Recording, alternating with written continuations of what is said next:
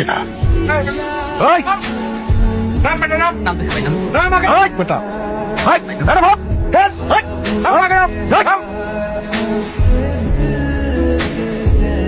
বাজি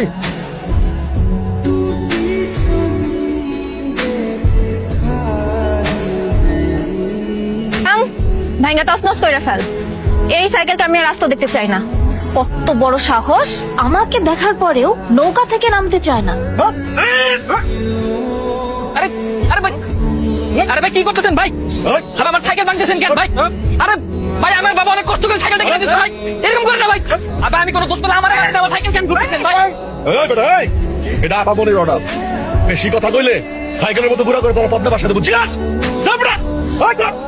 আয় সাইকেলটা নদীতে ফেলা। আয় ছেলে এদিকে আসো। জি এইটা তোমার। মানে? কি বলি বুঝো না? এখন থেকে রোজ কলেজে এটা নিয়ে যাওয়া আসা করবা। না মানে মানে এখন এটা নিয়ে তুমি বাসায় যাও। কি কথা কানা যায় না? এটা নিতে বলছি না, নাও। জি জি।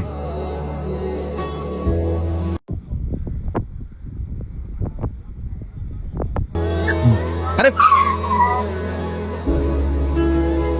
কি ব্যাপার, এইভাবে কেউ বাইক চালায় নাকি? আয় আপন তুই বাসায় জায়গা, অবশ্যই তোমার অ্যাসাইনমেন্ট নিয়ে একটু আলোচনা আছে। সায়ন তুইও যা। কি সমস্যা তোমার? এত ভয় কিসের? এত ভীতু কেন তুমি? কই কোনো সমস্যা নেই তো, আর কই ভিতু? কিছু না, চলো কোথায়? কলেজে যাব।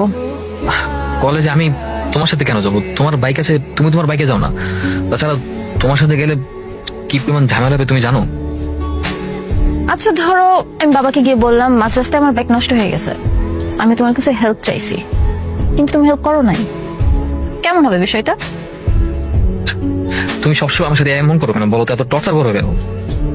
কারণ আমি তোমার বন্ধু হতে চাই। বন্ধু আমার সাথে? হুম। আমার সাথে বন্ধুত্ব করে কি লাভ? তোমার বন্ধু হবার লোকের অভাব আছে নাকি? তোমার মতো টপার বন্ধুর অভাব আছে। কিন্তু তোমার সাথে বন্ধুত্ব করার সাহস আমার নেই। কেন? আমাকে কি খুব বেশি ভয় পাও নাকি পছন্দই হয় না? না না, পছন্দ হবে না কেন? এমনকি একটা সময় আমি তোমাকে পছন্দও করতাম, পরে দেখলাম যেমনটা ভেবেছি আসলে তুমি তেমনটা নও। কেমন ভাবছিলা? ভেবেছিলাম খুব ভালো একটা মেয়ে, দেখতে যেমন সুন্দর, তেমনি তোমার মনটা অনেক সুন্দর হয়তো। এই তো লক্ষ্মী ছেলে, ঠিকঠাক ভাবছো। চলো।